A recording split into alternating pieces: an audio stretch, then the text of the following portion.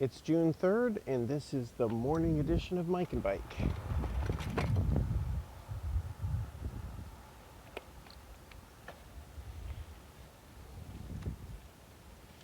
This morning, I'm going to continue with the theme of ancient antiquity.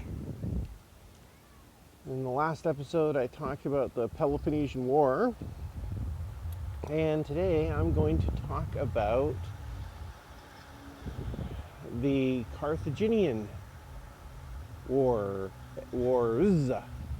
with the Roman Empire.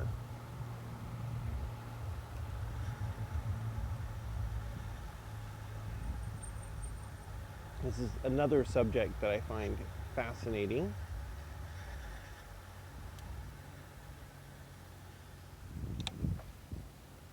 And there are some definite themes from this whole conflict with Rome and Carthage that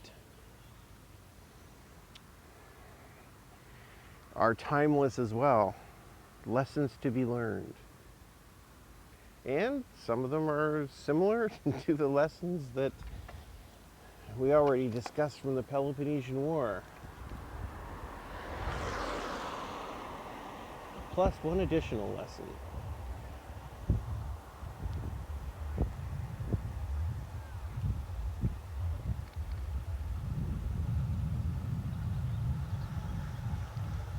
I think, so the way I'm going to talk about some of these things is I kind of give away the end. I'm certainly not going through this all chronologically, these historical things. I'm going to start off with the things that my big takeaways, what I've learned from them, which, some of these things, the things I've learned might come from events that happened later in the larger historical context, but they're worth mentioning anyway. So,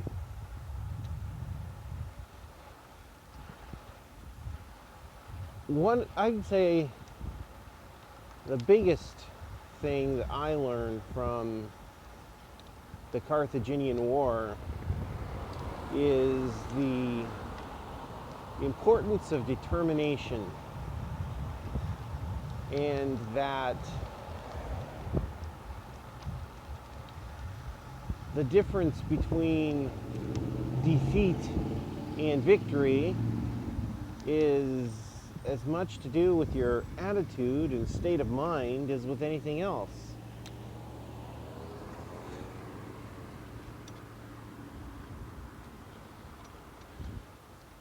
Which is important to know for people. Well, it's an important life lesson for anything, I think, for a lot of things, even in our normal lives and our war, but especially when it comes to war.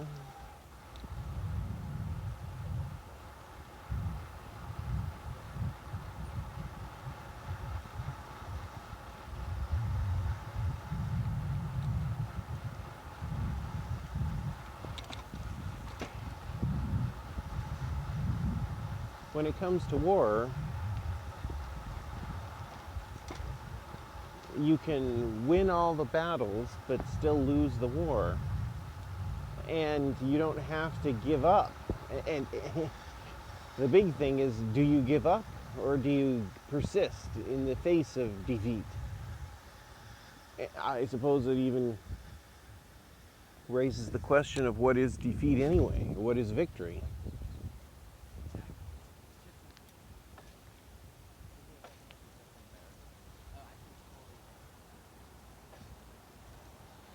In the context of the Carthaginian Wars,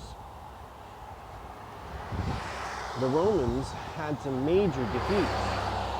And when Hannibal invaded Italy, in the Roman Empire in the Second Carthaginian War, he pretty much won every battle he went into. He was unstoppable, defeating Roman legion after Roman legion. I mean, at the Battle of Cannae, I think, where I think was the the pinnacle of Hannibal's success, he literally exterminated something like 80,000 Roman soldiers with an army that was smaller, maybe 60,000 or something. Although numbers are a little hard to pin down that long ago in different historical accounts.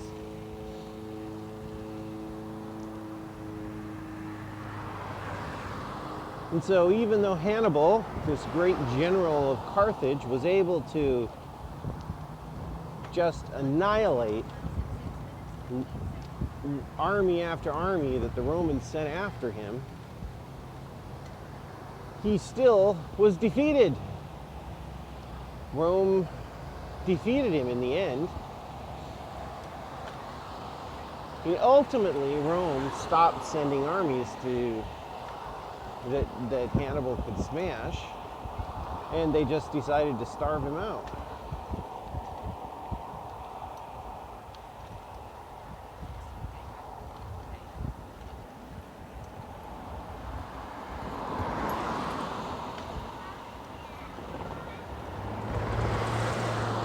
Hannibal was far from his own supply bases. He's in a foreign country. Any country that supported him, or any state that supported Hannibal, would be destroyed by Rome, which led pretty soon to nobody wanting to support and help Hannibal, even if they were if they had disaffection towards Rome. So you had Hannibal's armies marching around Italy pretty much at will, but unable to sustain themselves and having nobody to attack because the Romans refused to give them battle. And eventually, his army just fell apart, tired, exhausted, and so on. And they left. And I guess the remnants were mopped up by the Roman troops. And Rome won. Defeated Carthage. And then they went and attacked the city of Carthage itself in a big campaign. I mean, it's a wonderful example of how you can have military victories but be unable to translate them into political success.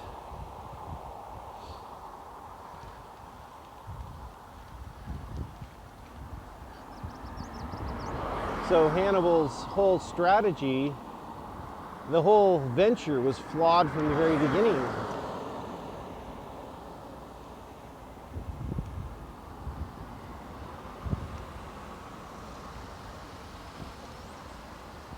And a big part of this is that Rome simply refused to concede defeat, refused to any kind of an armistice or any kind of a compromise in a peace treaty. They just refused. There's a famous scene that's being passed down through history that may be apocryphal, I'm not sure, of Hannibal's armies on the very outskirts of the city of Rome itself, and they're shouting defiance to Rome, and many people in the city panicking, but yet the Roman government held an auction to sell off the very land where Hannibal's army was. They're basically saying, we don't acknowledge your existence. Of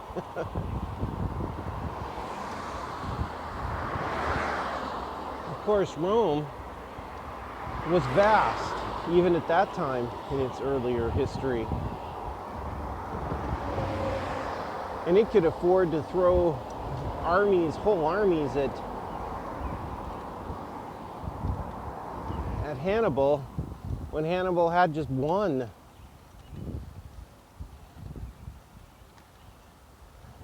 That's another mistake, it's repeated again and again. You have a small nation that goes and attacks a large one, and in the end, the size and resources have a quality all of their own. And even if you can run circles around your large opponent and defeat them in many battles, they often end up winning the war anyway, if they can keep their heads.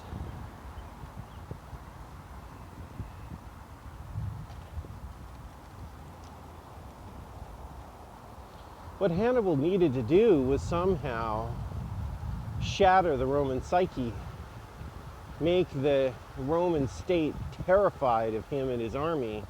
But he was unable to do that.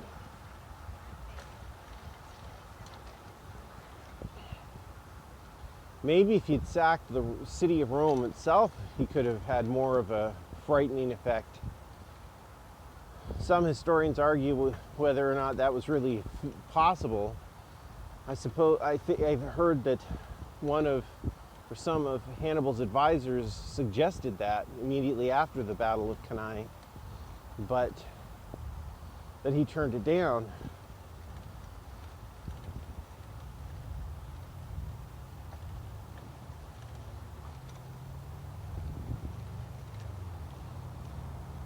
So some historians say, well, maybe that was just his big mistake, was not to attack the city of Rome. But hindsight is a funny thing, and we don't know for sure what all of Hannibal's circumstances were, and quite possibly he was not in a position to wage a war against a city, which is a different kind of thing than battles in the open fields, battles at places of his choosing, on ground of his choosing.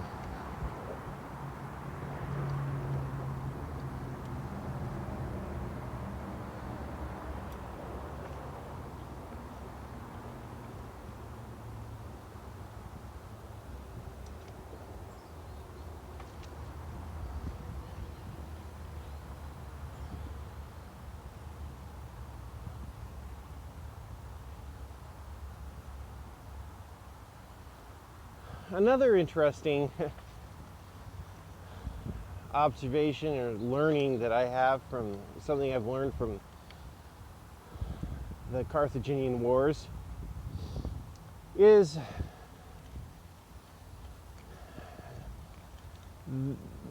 well, it's too trite maybe to say the futility of war, but the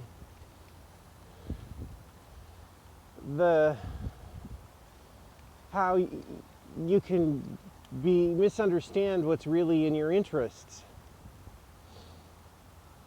And Carthage was locked in this conflict with Rome for a long time.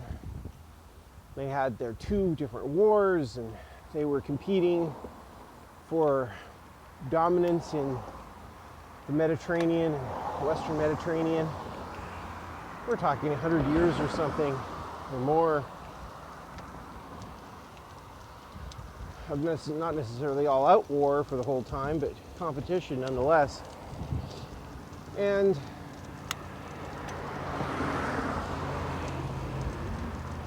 Carthage felt they couldn't give ground, and here's Rome constantly eroding their power, seizing their colonies. And to Carthaginians, this was a disaster. It would mean the end of their state to have Rome take away all of their foreign possessions and so on, and to control the Western Mediterranean militarily. The irony is that the Carthaginian economy never prospered as much as when it surrendered to Rome and gave up its military after the Second Carthaginian War, when the Roman armies came to North Africa and waged war upon Carthage after Hannibal's defeat, or Hannibal's evacuation of the Italian peninsula. The city of Carthage just surrendered and agreed to all the terms and conditions that Rome wanted. This was a unconditional surrender, basically. Agreed to pay huge indemnities, gave over lots of their children for as hostages, got rid of their military. So Carthage just, totally capitulated to Rome. And the irony is that Carthage's economy actually exploded after this. Without the drain of money on the Carthaginian treasury to sustain a navy and everything else, they were free to just do business in the Roman lake. And they made lots of money. They paid off the indemnity to Rome. They even supported Rome in its wars, delivering provisions and so on to wherever Rome needed them. Basically became Rome's best ally. And I think this went on for something like 50 years, this period of peace. And I think it's really fascinating. It's like, it makes you wonder, what was the strategic value of Carthage's empire that they lost to the Romans? Very little, as it happens, and they were more successful without it.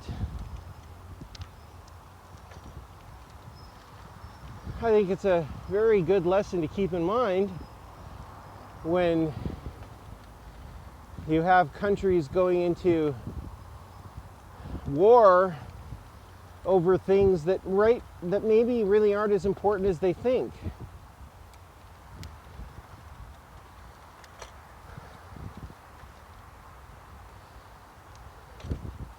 Does it really matter if a given country falls under enemy control? Is it really truly important that you exert military influence everywhere? But even on a personal level, it's a good thing to keep in mind, what are your real interests? And do you really need some things that you might think you do? There's even a lesson to be learned that defeat is not the end. You can rise from it. Things were very dire in Carthage when they surrendered to Rome. Many of its people felt depressed and hopeless. Felt this was the end of their city, the end of the lives as they had known it.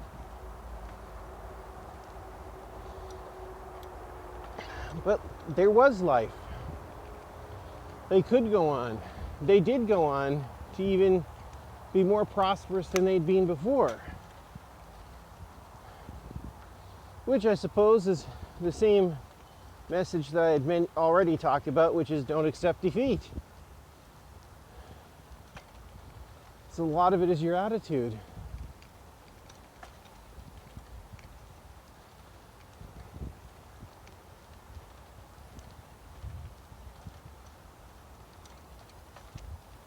Hello.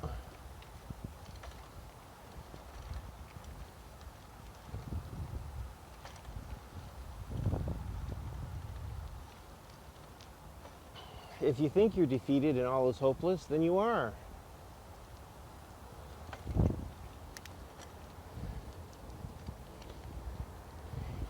If you think that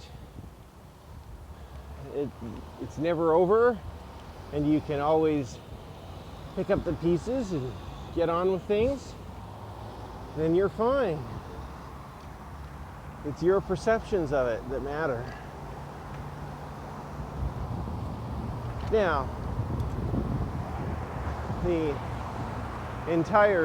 story of Carthage ended badly some 50 years after after Carthage's defeat. Rome ultimately just decided it couldn't allow an independent state to exist in its sphere.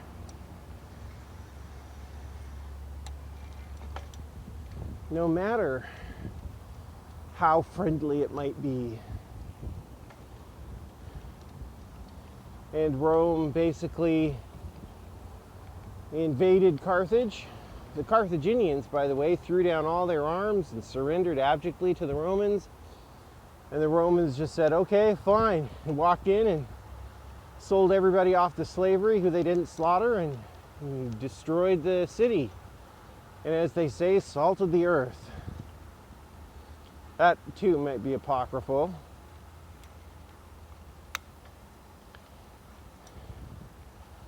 But I don't know what the lesson is to be learned from that, other than that Rome was just full of itself and was unwilling to allow any political entity independent political entity to exist that had any significant power or economic capability that was in its sphere at all, its growing sphere. I mean, Rome had its justifications for the war, for annihilation of Carthage. The Carthaginians had gotten in a little squabble with a neighboring state that was a sycophant to Rome. That state had been belligerent, in fact, and the Carthaginians said, hey, we're not going to have any of this, we're going to stand up for ourselves. And then this little state goes and complains to Rome, and the Carthaginians fight back and say, hey, Carthage is violating their treaty with you because they promised not to have an army. And so then Rome sends over this big army to destroy Carthage. And no matter what the Carthaginians do, surrender, give up their arms, it doesn't matter.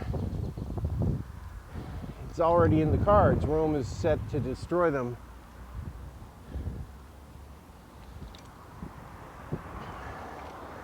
There's the famous case of Cato, a Roman senator who was elderly at the time of the destruction of Carthage, but had been a young person in the Second Carthaginian War with the invasion of Hannibal. And he would stand in the Roman Senate continuously and end every speech he ever gave with, Carthage must be destroyed. And I suppose in his view, he could never forget the humiliations that Hannibal had done to them. And so no matter what state Carthage is in at this particular moment, Carthage could always be a threat in the future. Therefore, it cannot be allowed to exist. And in the end, he got his way. And that brings us to the end of another episode of Mike and Bike. See you all tomorrow. Well, maybe not tomorrow, but another day.